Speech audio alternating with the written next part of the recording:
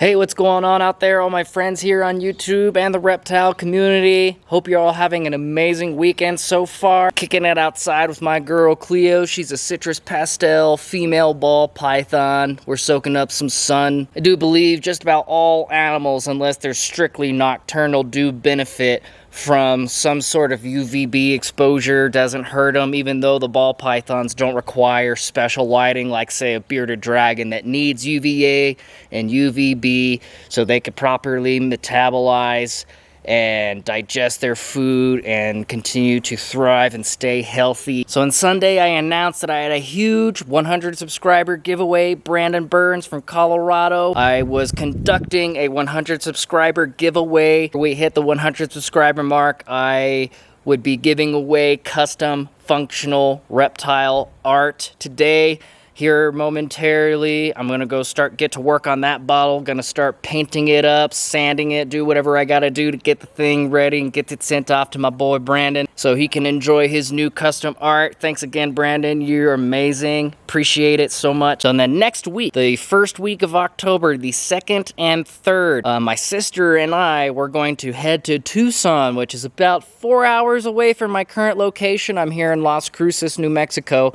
We're gonna go to Tucson, Arizona. We're gonna check out the, I believe, 19th annual Reptile and Amphibian Expo. I'll probably just spend next Saturday over there, spend the day. Starts at about 9:30, goes till about 5. I'm really looking out for an adult female ball pythons, preferably something het pied. Try and find like a nice codom or some interesting genetic mutation that I would like to work with, but definitely has to be het pied. If I were to get a visual pied, the visual pieds seem to be going for at least $1,500 and up. Kind of a little bit out of my price range and budget so far, but if I could find something that has is heterozygous, because the pied mutation is a recessive mutation, so if I can find a het pied, it's not a visual, but it has a code of that particular genetic mutation. I do have a visual pied male that is breeding size. He's ready to rock and roll and make me some beautiful pied babies. So it'd be nice to find a het pied female that I could pair him with so I can create more visual pieds and maybe a little extra genes on top of that. So I'll be bringing my camera. I'm going to teach my little sister how to do some vlogging so she can document some of the experience. So we'll get lots of awesome documentation of that. Then coming up on the 16th, as I mentioned in my last video, there's one big festival on Main Street in Las Cruces, Saturday, 5 to 9 p.m. There, Prehistoric companions, and there will be awesome food trucks, there will be game booths, entertainment. So if you're in the local area, you're around southern New Mexico, Alamogordo, Las Cruces, Deming, and those sort of areas, and if you're following the channel, it'd be really awesome to see you next weekend. I'll have the snakes over there. I'll be doing Reptile Education, giving people some hands-on experience and trying to show people that these creatures are amazing. They deserve our love and respect, and try to allow them to become more receptive to new experiences. Alright, we're switching things up. We here in my dad's shop, we're getting creative. My sister back there, we're planning, we're brainstorming. We're going to go to the Reptile Expo next weekend. I'm super excited for it. She's super excited too. It's gonna be loads of fun. We're gonna get a hotel, we're gonna crash the night, go have a nice fancy dinner, and then we're gonna hit the expo nice and early in the morning, 9:30 to 5, as I had just indicated. So now we're getting to work on some bottles. We're doing some artwork. I'm trying to buddy Brandon's bottle all fixed up all together. We're working on some different bottles that we could sell at the farmer's market. The farmer's market here in Las Cruces is actually, what is it, top 5 in the nation? I think so.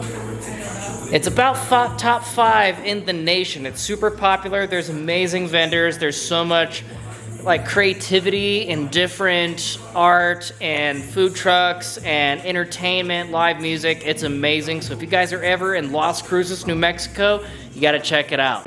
So especially check out my dad's booth, Whimsical Works. Let me show you guys some of his artwork, and then I'll show you guys what we're working on here. He's got lots and lots of lamps here. We got this figure, this industrial lamp. He's playing some baseball. We got one here that's playing football.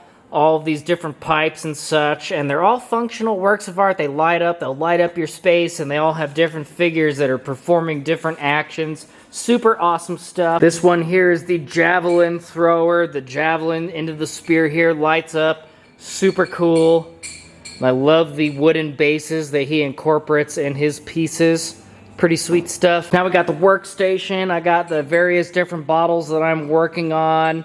This is my sister's little resin station. She does a lot of different resin art. Resin art is super awesome. I love the process. And you have to use a heat gun to take the bubbles out of the resin so you get a clear. It's almost like glass, and you can incorporate different like pigments and swirls of color. For example, like this is resin, like a resin light bulb. It has different shades of colors and swirls of pigmentation. Super awesome. Here's another example. You see the swirls of white and such in here. Pretty cool, pretty cool. All right, so I got Brendan's bottle here, still trying to... Okay, so I got this bottle lamp that I'm working on here. I created an armature or the skeleton using this steel wire to give some structural reinforcement.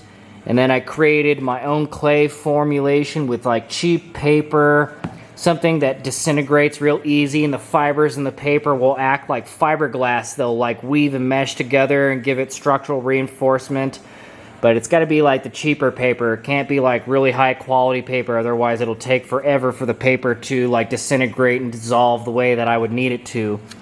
But we got a nice clay formulation here. I can easily craft and mold and manipulate this stuff, and it dries super hard.